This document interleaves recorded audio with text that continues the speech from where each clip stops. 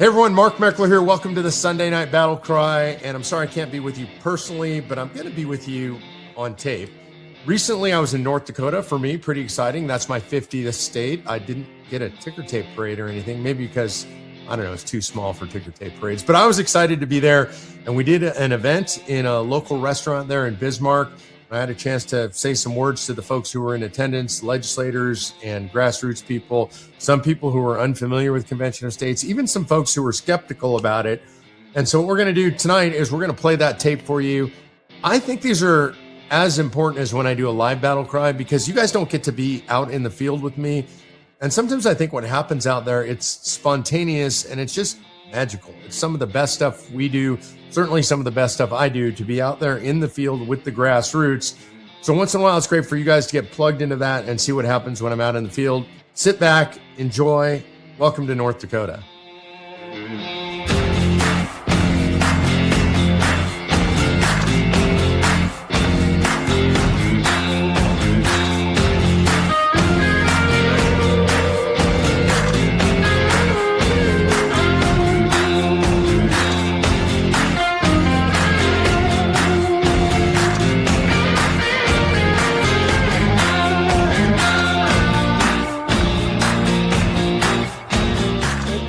You can know too much about a subject, and so you start talking about a subject at this level, and you forget about the basics.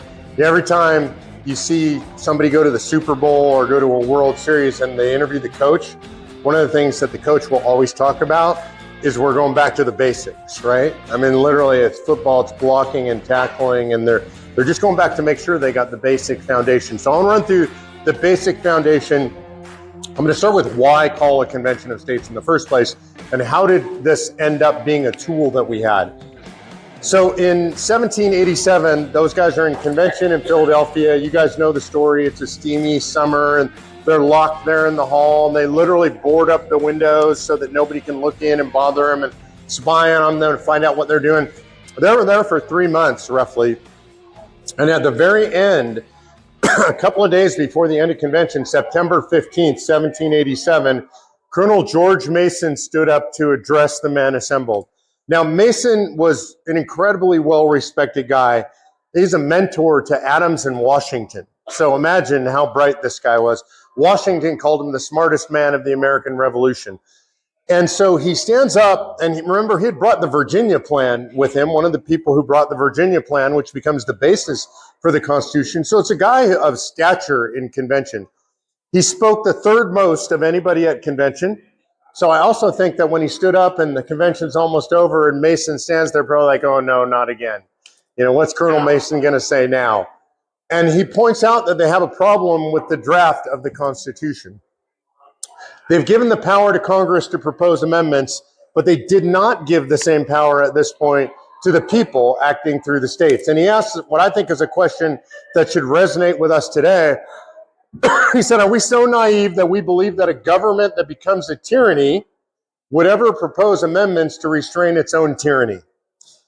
And I really think at this point, they probably laughed. Of course, we don't have a recording. We don't have videotape of it, but we do have Madison's notes.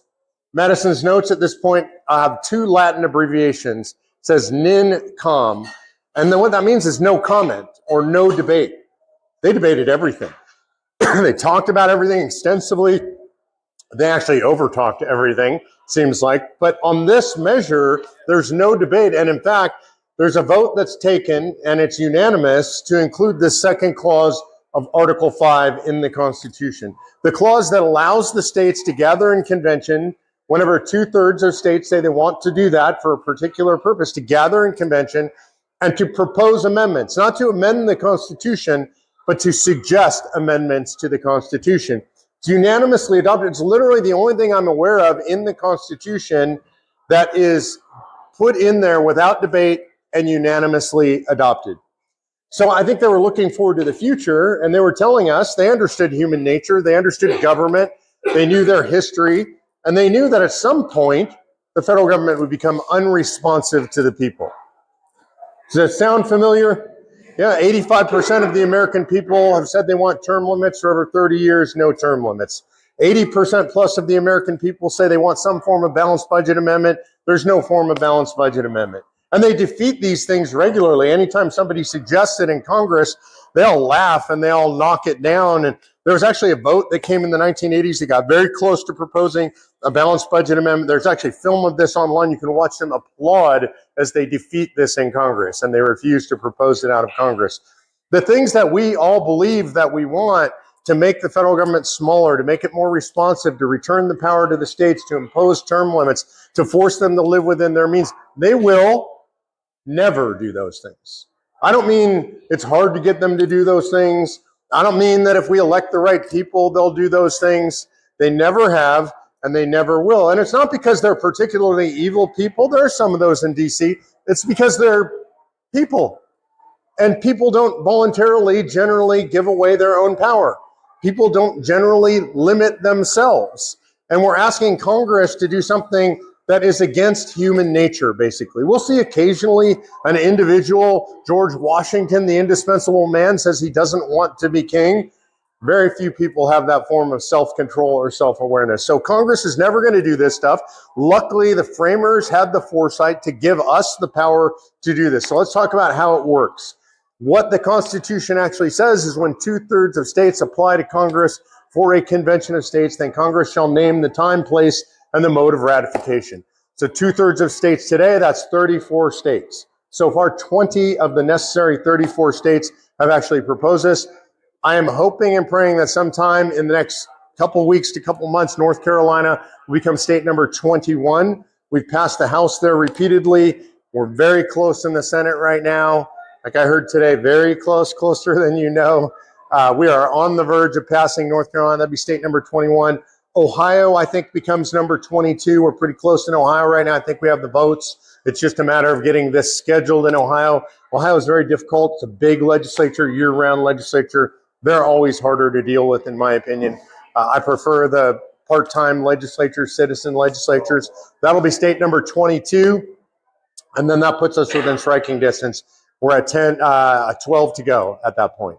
So what happens is once the states call for convention, and all the states have to call the same convention. By the way, there have been over 400 applications in American history.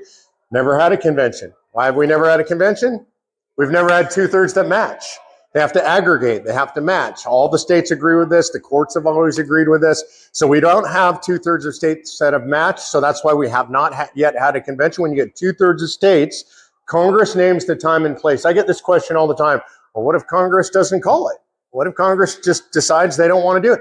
By the way, I wouldn't put that past Congress. I don't think that they care about the will of the people so much. The reality is you don't have to have Congress call it. The states always retain the right to gather at any time for any purpose. They are sovereign entities. States do gather all the time in interstate conventions, by the way. This is just a normal thing that states do. So I think if the federal government said, if Congress said, oh, well, we're just not going to call it, the states would say, that's fine, we'll gather anyway. I talk to state leaders all the time, to legislative leaders. They're like, yeah, we would still gather. We would probably gather somewhere more like this than Washington, D.C. Likely when they call it, they will call it for Washington, D.C. The convention will gather in Washington, D.C. The first order of business will be moving to, I don't know, someplace like Omaha, right?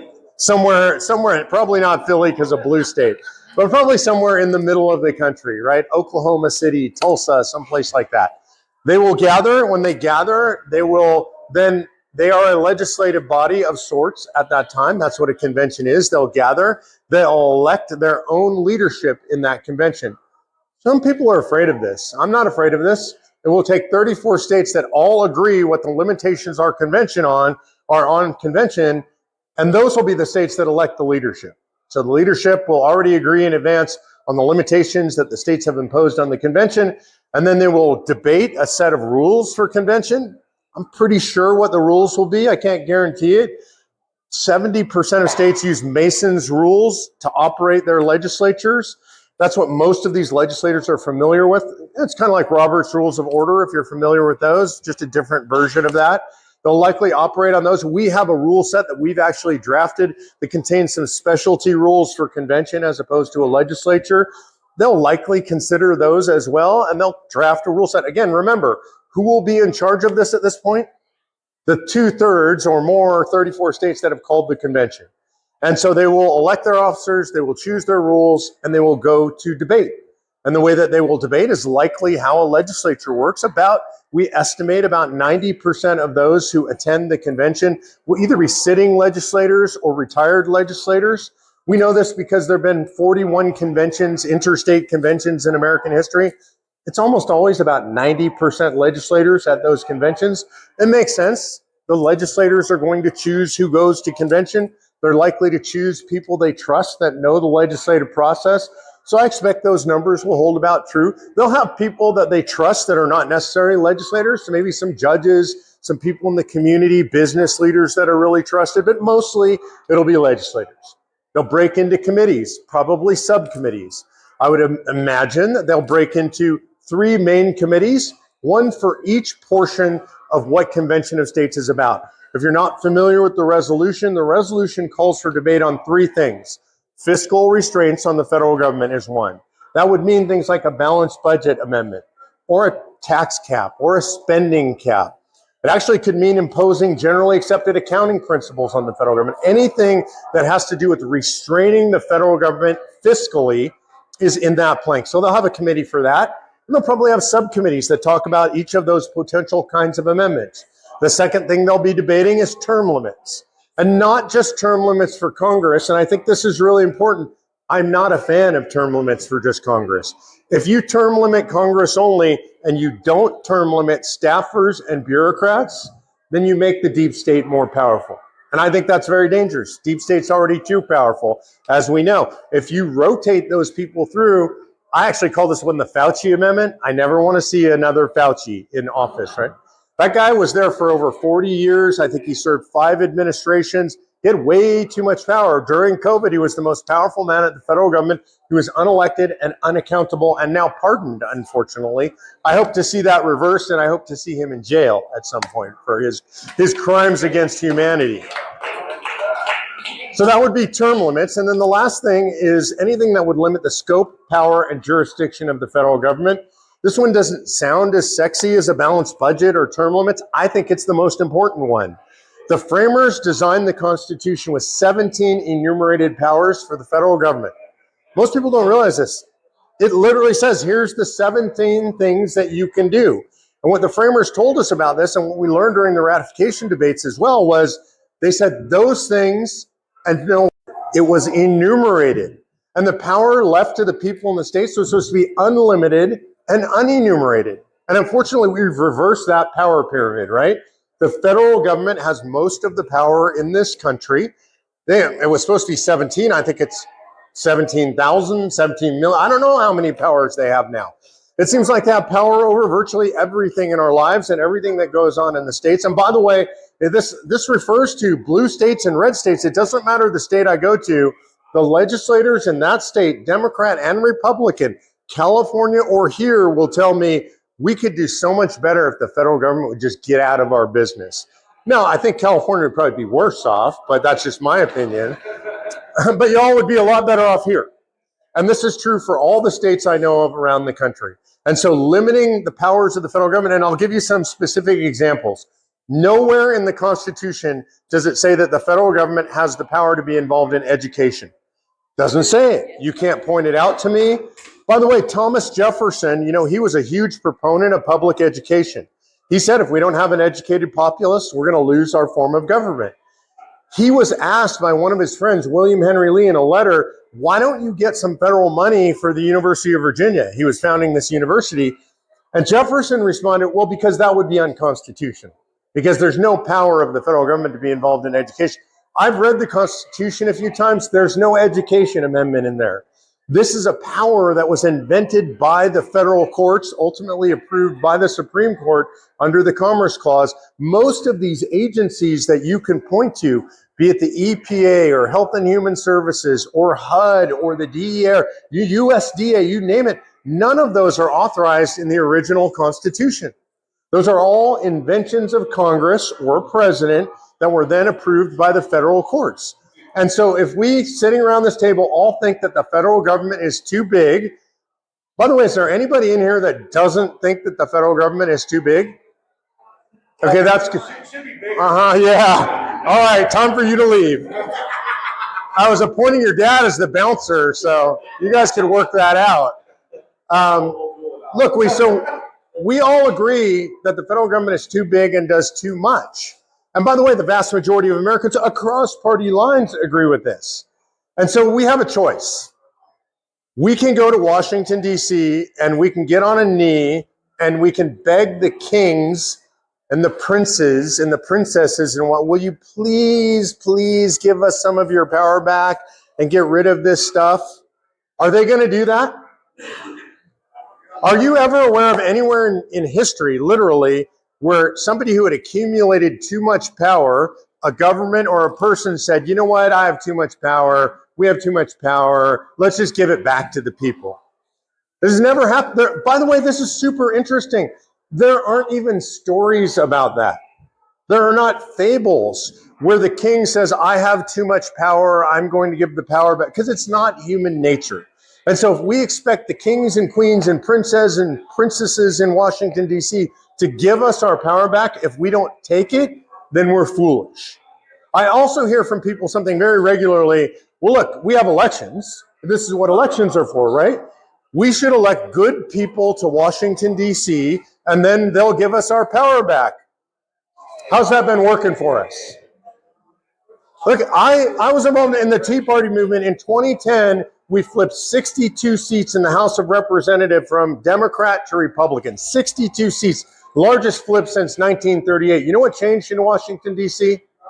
Nothing. Whether there was a D or an R outside the office, that's what changed. So if we expect that electing better people, quote unquote, is going to change Washington, D.C., well, some people say Einstein said this, doing the same thing over and over and expecting a different result is insanity. And so that's why we have to call a convention of states. After 2010, I dedicated my life to the Tea Party movement. We spent all our money on the Tea Party movement. Patty and I personally went to the verge of bankruptcy. I didn't know anything about raising money. I didn't know anything about politics. I didn't know anything about running a nonprofit. I was a for-profit guy, so I wrote the checks. We wrote the checks. We traveled on our own dime. And when nothing changed, I couldn't believe it. I was blown away. Like, I went to Washington, D.C. when that whole class was sworn in. It was heady. I was there on Capitol Hill, literally media from all over the world. Ed Meese spoke at our event. I mean, this was serious stuff. And I literally thought, okay, we did it. Like, it was literally high five, we're done. I can go home now, I can ride horses, and then nothing happened. And I watched it from day one. They became part of the swamp almost immediately. It was unbelievable. And we lost them in minutes and hours and days and weeks and months, and the best of them left. They went home because they realized you can't change this place from inside. Everybody tell you, oh, you don't understand how it works here. I'm like, yeah, you're right, I don't. Because out in the real world, there's right and wrong. And in DC, it seems like there's none of that. Like, you just do whatever you want to do. And so I realized we had to do something different. We had to do something other than just keep doing the same thing over and over again. We have broken the structure of our system of governance. And if we don't fix the structure, it doesn't matter who we elect. We have to fix the structure. Any of you who have ever been in business, if you've been in business, you know you need structures to run your business. If you have a bad accounting system in your business, you know what's going to happen? You lose money. You could be bringing in all kinds of money, but if you can't account for the money, if you don't know how you're spending it, if you don't know where it comes, you're going to end up losing money. You've got to have a good system, and we broke the system. So this is an effort to fix the system. At convention, they're going to debate these amendments. A lot of people will say, oh my God, I'm so afraid of convention, of a runaway convention. We were talking about this earlier. They're so fearful. and they'll use, I'm scared, I'm worried, I'm concerned, I don't know what will happen. One thing I say to people who say that is, thank God you weren't there in 1776. For those who have so much fear, literally, what do you think it was like for those guys? For those families, they're fighting against the biggest, most powerful empire in the history of the world. This little ragtag band of guys, men and women and their families, fighting against this empire, and we're afraid to have a meeting. Can you imagine Ben Franklin? You're sitting around with Ben Franklin, and he's like, hey, so how's it going? I'm like, it's really bad, Ben. The government, $37 trillion. You go, what's a trillion? $37 trillion in debt, right? They run the medical system. They run all this stuff. They're in charge of all this stuff. They tell us what to do. They tell us men and women's outhouses, all this stuff. And he'd be like, whoa, hold on a second. It sounds like they're completely out of control. And yeah, well, Dr. Franklin, they're out of control. And he would say, well, but we gave you Article 5. Have you used Article 5 yet? Oh, no, because, people are afraid. Can you imagine? You're like, son, people are afraid. We bled and died so that you didn't have to bleed and die. And we gave you a tool to restrain your government, and you're too scared to use it. And I imagine he would storm out. He wouldn't even want to sit with me. He would be humiliated that I'm part of his posterity, that I or we didn't have the guts to have a meeting. I've been to a lot of meetings. Anybody here, you're at a meeting tonight, right? Are you afraid? Like, I've never said to my wife, honey, I'm going to a meeting tonight. I am so afraid. You know why? Somebody will make a suggestion. I know, so you didn't know that was going to happen tonight. That's what happens at a convention. At a convention, if they can get 26 states to agree on any proposal, it becomes a suggestion to the states. And then that suggestion or group of suggestions have to go out to the states for ratification or approval, because the states have the power. The convention has no power. And it takes 38 states or 3/4 of states to ratify anything that comes out of convention. Oh my God, what if convention does something crazy? What if it gets out of control? Remember, 34 states that called the convention, that agreed to the limitation, are in charge of the convention. So now I'm at convention, presume I'm from California. I am originally from California, so I know what they're like. And I come from California and I go to convention. I'm like, dude, we should totally get rid of the Second Amendment. It'd be radical. Like, everybody would love each other and we could all get high together. Well, I want to get rid of the Second Amendment, right? Like this, somebody, by the way, somebody from California is going to say that at convention, probably just like I sounded. Somebody's going to say that. And you know what's going to happen? Somebody from North Dakota is going to stand up and say, Mr. President, point of order, that's non-germane to this convention. And the president's going to say, out of order, what's next? That's what would happen at convention, because he's in charge, because the 34 states that have called the convention and limited the convention are in charge. You're like, it's going to get out of control. How is it going to get out of control? Nobody's ever explained to me how it's going to get out of control. But what happens, Mark, if they do get something like that through? So let's say I'm wrong. Maybe I'm wrong. I've been wrong before. Patty could probably tell you a few times that I've been wrong in 35 years, maybe twice. Maybe I'm wrong about this, right? They get to convention. Now, remember, California is going to be there. Who knows how they spike the water at the convention? Right? So California is there. They convince everybody. They make a motion to repeal the Second Amendment. They draft up that amendment, and somehow, magically, they get 26 states to agree to it. I'm saying magically. Remember, there are 29 states right now that have constitutional carry. You don't need a permit. Go buy your gun, put it in your holster on your belt, and walk around and carry your gun. 29 states have, but we're going to imagine somehow 26 states magically say that they want to propose this amendment. And somehow that gets out. By the way, when that gets out, every conservative lawyer in America is going to litigate against that. We will file litigation against that. All these great organizations will litigate against that. The courts will all say, oh, that's non-germane. It's outside the call of a convention. It will be defeated. But maybe, I don't know, maybe all the courts are smoking the same thing California's smoking. I don't trust the courts. So maybe that happens, right? And maybe it gets past the courts. Now it goes out to the states for ratification. It takes 38 states to ratify. I'm from California, but I can still do math. That means it takes only 13 states to not ratify, right? Does that make sense? It actually takes one committee in each of the most 13 conservative states in America to say no. And by the way, this is fascinating to me. You know how a legislature says no to an amendment? They don't do anything. Like, I don't mean that they bring it up in a committee and they have a debate and they get it out of committee and get to the floor and vote on it and say no. I mean, they don't do anything. They don't have to take it up. There's no rule that a legislature takes up an amendment. There's no rule they take up anything. They take up what they want to take up. And so they don't have to do anything. The 13 most conservative states in America don't have to take up that amendment. They wouldn't, and there's a lot more. 29 states have already constitutional carry. By the way, no offense to the legislator in attendance, but legislatures are really good at doing nothing. Like, especially when it's controversial, that's the easiest thing to do. We're not going to touch that, right? We don't want to get into that fight. If you have 29 states that have constitutional carry, by the way, you know there's 24 states where you can carry your handgun in the legislature. Is that true here? No, we got to fix that here. Maybe you're going to sponsor that one this year. I'm sponsored that at least 4 or 5. All right, we're in with you on that one. So I'm going to brag a little bit on Texas because now I'm a Texan and we always brag about our state because we're Texans. It's just, we're unbearable that way. But I think you will agree that this is worth bragging about. In Texas, it's a big legislature. A lot of people go to that legislature. There's a fast pass lane if you bring your handgun. Literally, you bypass the line. You don't have to go through the metal detectors. You literally, if you carry, I have a CCW, a concealed carry, you bring it up, you show it to them, they say, thank you, Mr. Meckler, for bringing your handgun today, and they just let you go in the legislature. So not only, this is what you need, it's like the free fast pass into the legislature. There was one time when I worked for a legislator that I know visited Texas. Yeah. The legislator is getting the tour for the legislator down there, and he's like, oh, well, just so you know, you can carry in the Texas Capitol. He's like, really? He's like, yeah, and so if you have your handgun, go out and carry it. You know, we'll give you one. You can see why I brag about Texas.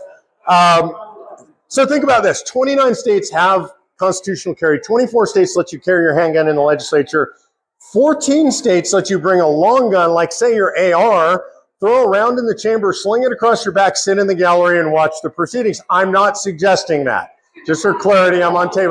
But it is legitimately legal, and I've seen it, when people are sitting in the gallery with their AR in their lap in a legislature. 14 states have that. So can you imagine, how do you do the math in your head like, well, we're going to repeal the Second Amendment when 14 states allow you to carry your AR in the legislature? It's just a ridiculous fever dream fantasy built on fear. And so there is no chance of a runaway convention. If there ever were a runaway convention, you couldn't ratify anything that came out of a runaway convention. And I'll give you a challenge, which you can pass this on to anybody you want. I've been on Hannity and Ben Shapiro's show, all these big shows, right, over the years, Mark Levin's show. And I always give this challenge. I give out my personal email address, which is mmeckler@cosaction.com. Millions of people have that address. And I always make this offer. If you're worried about a particular amendment, and you're like me, you're a conservative, maybe a libertarian, and you're worried about something, send the amendment to me. Not the language, like just normal layperson's language. Tell me what the amendment is, and then list the 38 states that you think will ratify that amendment. And I'll call you. We'll have a conversation. So I've been doing this almost 14 years. I'll tell you how many emails I've gotten in 14 years. 0. Not one, because you can't do it. I've tried. It's impossible. You can't come up with 38 states that would ratify something. By the way, I say this as a conservative, but that is true for liberals as well, because in order to ratify an amendment, it's got to be pretty mainstream stuff like term limits, like balanced budget. Look, I'm radically pro-life. I'm a 100% life begins at conception. I would love a life amendment. I would like to say that's a human being as soon as there's conception. Anything you do to that, if you kill that, that's murder. We're not going to get that. I'm disappointed to tell you. There are at least 13 states that would not ratify that amendment. So whether you're on the left or the right or somewhere in between, there's nothing radical that can come out of convention and be ratified. So it goes out to the states taking it up in their legislatures. They vote to ratify, they don't vote. If it gets ratified, it becomes part of the Constitution. The last thing in the process that I want to address, because I hear this one all the time, people say, well, Mark, they don't follow the Constitution now. So what makes you think if we get an amendment, they're going to follow that amendment? Like they don't follow any of the Constitution now? I have a question when people say that. Well, it depends. Which Constitution are you talking about? And people will look at me just stunned by that, which is a reasonable response. That was my response the first time I heard this from Mike Ferris. I'm like, there's just one Constitution. He goes, no, because probably when you're thinking about the Constitution, what you're thinking of is the pocket Constitution, the actual original document with the Bill of Rights appended to it that you know and that you love. You can recite a lot of it. That's probably the one you're thinking about. That's not the one that we live under. The one that we live under, you can actually buy it from the federal government. They're out of it now. They somehow don't have money to print the Constitution anymore. It's a 3,000-page document. It's annotated with every case ever issued by the Supreme Court telling us what a 4,000 word document means. It's unbelievable. You should see this thing if you haven't seen it. I used to travel with it. It's too hard to travel with. It weighs more than 10 pounds. It's this thick. It's absolutely, no human being has ever read everything that's in it. Nobody knows. You're a lawyer. I'm a lawyer. You've never read it. I've never read it. There's no way. It's just ridiculous. But that's what we live under. And so when Congress passes a law, they pay at least lip service to that Constitution, the annotated Constitution, and they'll say, oh, well, this is authorized under the Commerce Clause, or the Necessary and Proper Clause, or the General Welfare Clause, things that the courts have given us that I think are aberrations to our Constitution. And the way that you fix all this is you call a convention of states and you propose and ratify amendments that return power to the people, take it away from the courts, take it away from Congress, take it away from presidents, and give it back to people like this. So that's my overall summary of Convention of States. I mean, I would go one step deeper than that and say that it's a spiritual battle, because communism is a spiritual battle. But if you want to talk political systems, and I think people don't acknowledge this enough.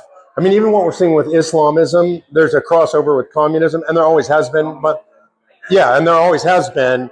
But the communist ideology is very deeply ensconced in the United States right now.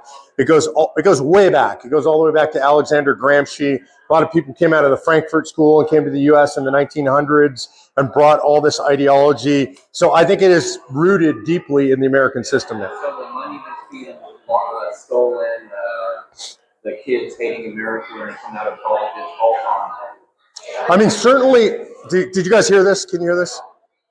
So when you say it's all communism, I hate to use one term for everything, but I do think that's a web uniting all of this stuff, for sure. Yeah. Okay. So that just came up, and I was just curious here. Yeah, and I think people don't acknowledge that enough. Like we think that when the Berlin Wall came down and the Soviet Union fell, that communism ended. It did not end like I know a bunch of old spooks, like old CIA guys from that era, and I've sat down with these guys and they mapped out like people who are in charge of that country, KGB, people in charge of that. These are all the free countries of Eastern Europe now, right? So the communists just morphed into something else, but it's still communism. And if anybody doesn't know, and it's nothing against Article 5, but James Lindsay, look him up and watch. And communism is kind of... Lindsay is incredible. He actually calls himself the anti-communist on X. Yeah. Also, I think the best posts that I'm seeing right now about what's going on in the Middle East, Lindsay is doing right now. Okay, yeah, second question. So, one quick comment that came up. The reason people like me are afraid of a runaway convention isn't because they're cowards. It's because if we hit that 2/3 state limit, it's going to be held up in courts, and there's no way we can actually see what the states are going to be like legislature-wise in 10 years now. After that, it could change. So did you guys hear this? Yeah. Okay. There could be states that are pro Second Amendment now, but after the court hold up and everything, it could look completely different. That was just a comment. Yeah. I'll ask my question. Well, let me respond to that, because there's two layers to what you just said that are important. One is you said the courts are going to hold it up. And a lot of people think we have no idea what the courts are going to do with Article 5. It's not the case. There had to be discussion first. There have been over 40 court rulings in and around Article 5. There's an entire treatise written on this called The Law of Article 5 by Rob Natelson. So I'm not saying you're saying this, but I hear from people all the time, we have no idea the courts have never dealt with this. Not true. The courts have dealt with it extensively for a long period of time. And virtually universally what they say, the courts have said this over and over, federal courts, it's not really any of our business. There's a thing in federal law, in law generally, called a non-justiciable question. And general, meaning the justices, the court, the justice system doesn't get involved in it. The justice system abhors what they call political questions. And as this is a political mechanism built into Article 5, all the courts previously, history and tradition and precedent, have said, we just stay out of Article 5.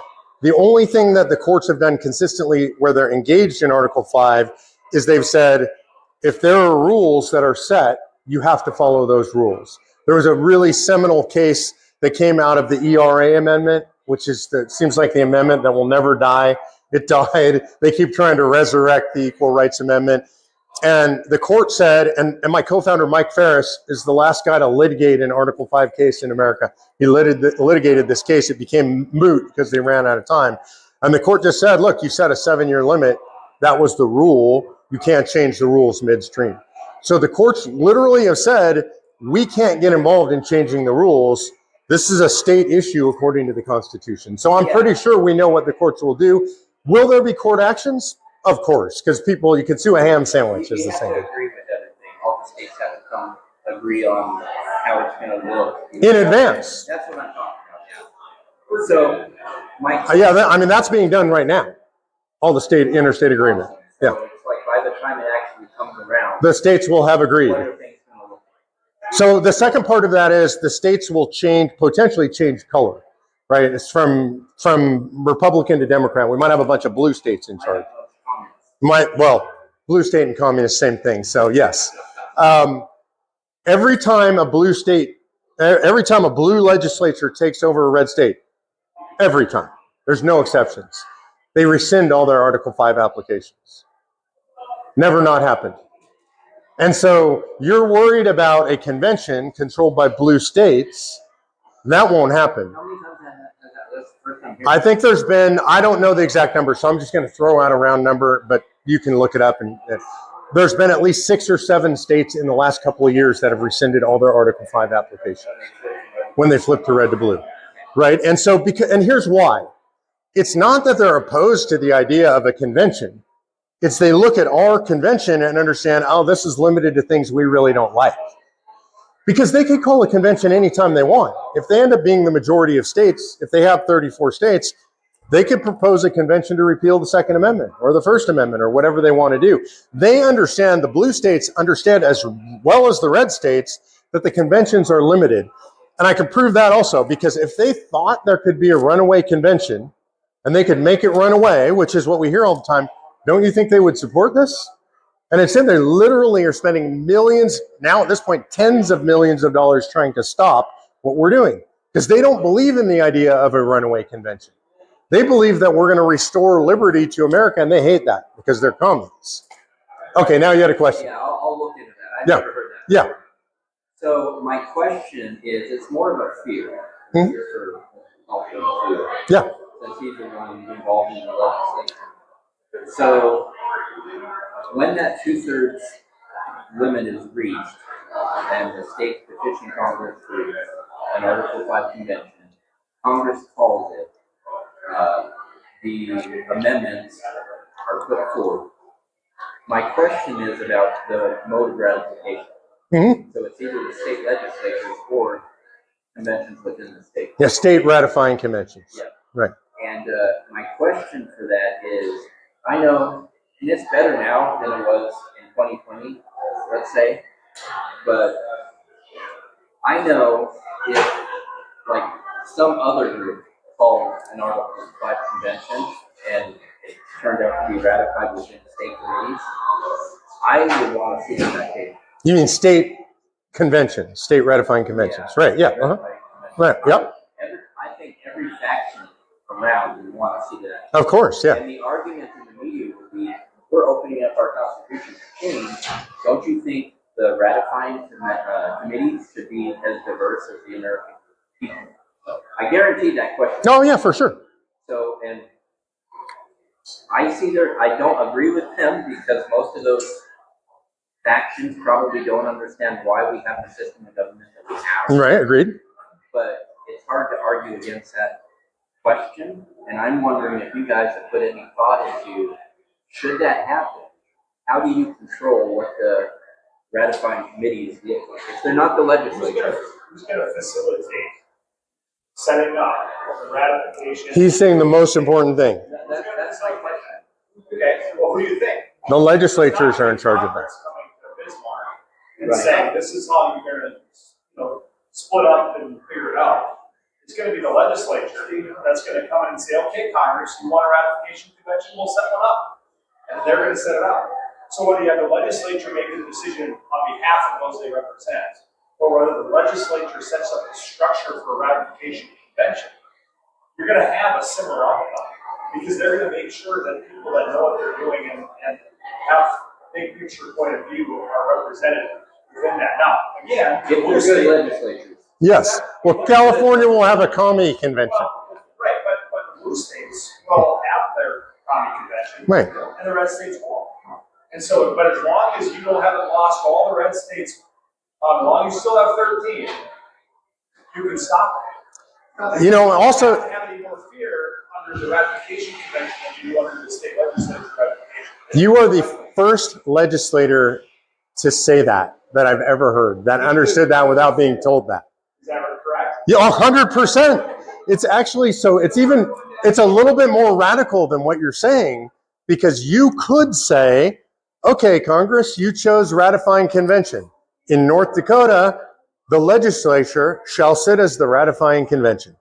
And that's your ratifying convention. It's like it's 100% up to your state legislature what a ratifying convention looks like. And so, yeah, I thought about it a lot. And what I would propose to a lot of the states is, generally, if you're a red state, do it however you want. And here's why I say that and why I'm not afraid of that in a red state. In every state, there's no exception to this, blue states and red states. In every single state, the population is more conservative than their legislature. Oh, for sure. Right? For sure. And so let's say they throw it wide open. You can elect people for a convention or however they do it. Ratifying conventions generally are going to be more conservative than the legislature itself. Now, it doesn't mean California is still going to have some commie, blue, crazy, hookah smoking convention for sure. So a follow-up question to that is, do you think that the larger states are going to have more representation in the convention than At the convention itself? Yeah. So the question is Well, if they're ratifying convention. okay, different. So, but ratifying conventions are state by state. They're individual. Yeah. So California will have a California ratifying. So is every state going to get a vote when it comes to the ratifying it? That's correct. So every state gets Or does one. it go by population? No, it just goes, yeah, each state gets a vote. And once you get to the requisite 38 states, it becomes part of the Constitution. But each state casts an individual vote based on, in that case, what their ratifying convention says, yes or no. All right, who else? Any other questions? Go ahead, George. Early convention concern. I mean, it doesn't. First of all, I don't agree with it. I don't think that doing nothing is a better answer. But even if they win and they kill this convention of states, if the risk doesn't go away, and somebody else doesn't come along and call it. In a way, this is very limited to three items, and each state can only appoint three. It's not like go and have your convention and do whatever. It's like you just appoint your Commissioners. people to go to represent your state in this thing. It's very limited, and this further limits it so it's to three subject matters. So it kind of sucks the energy away from just a runaway convention. Right, yeah. I mean, maybe, what if COS said, well, we either have the three or we have just a runaway convention. Maybe, Yeah. that'll prove that this is not. Any other questions? Go ahead, Alan. It is, you have that, just because it's California, but you don't compare California and it's clear. One state, one vote. Has that ever been tested? So it does not say, this is a legitimate question that people ask, in my opinion. It doesn't say in the Constitution, one state, one vote, right? So people will say, well, is it going to be proportional representation? We would hate that. Okay, yeah. So we would hate that here in North Dakota, right? I might like it in Texas because Texas is a big population state, but we don't want proportional representation. So how do we know it's one state, one vote? We look at our history, 41 conventions in American history, interstate conventions, every one of them one state, one vote.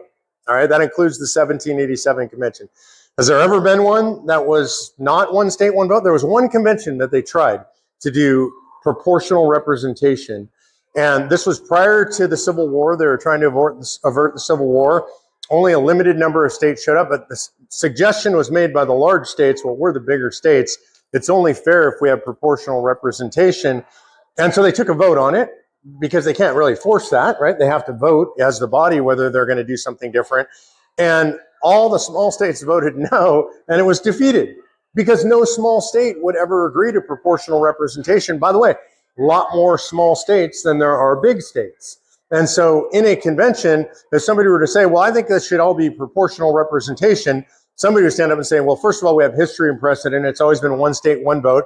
Second of all, language matters. This is called a convention of states, not a convention of the people, not a convention of voters.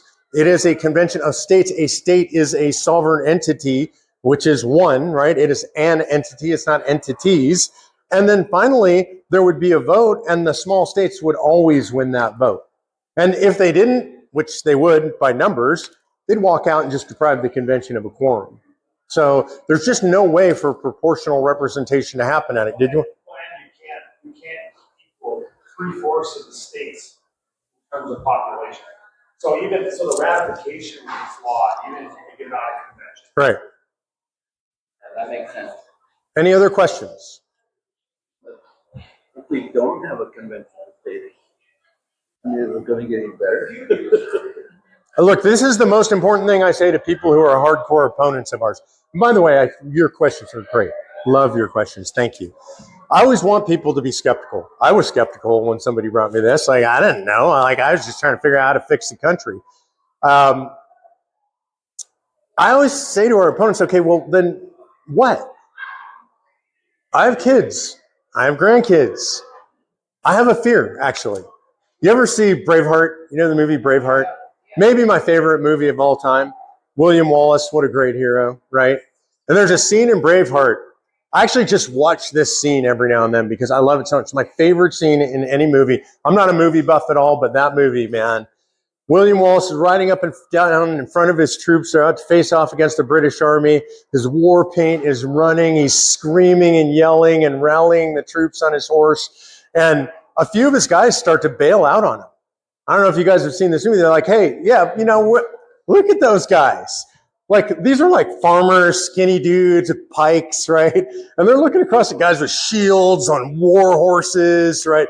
Big swords drawn. They're like, yeah, we don't think we're going to fight, right? And they literally like, yeah, nah, we're going to go home and we're going to live. And that's what they say. We're going to go home and we're going to live. And Wallace says, you can go home and you will live. And on your deathbed, you will wish your entire life that you had stood and fought this one day. And that's my fear. I have kids and I have grandkids. And the one thing I know for sure is I don't know for sure. I don't know what's going to happen. Do I think we're going to get to convention? I absolutely do, or I wouldn't be doing this. Do I believe it with all my heart? I do. But I also know duty is mine and the results belong to God. So I don't know what's going to happen. Here's what I do know. We're either going to save the country or we're going to lose the country. That's a black and white proposition. If we can't just keep doing what we're doing forever, the country's going to fall apart and come apart. So we're going to win or we're going to lose ultimately. Maybe not in my lifetime, but that is where we're headed. It's a binary.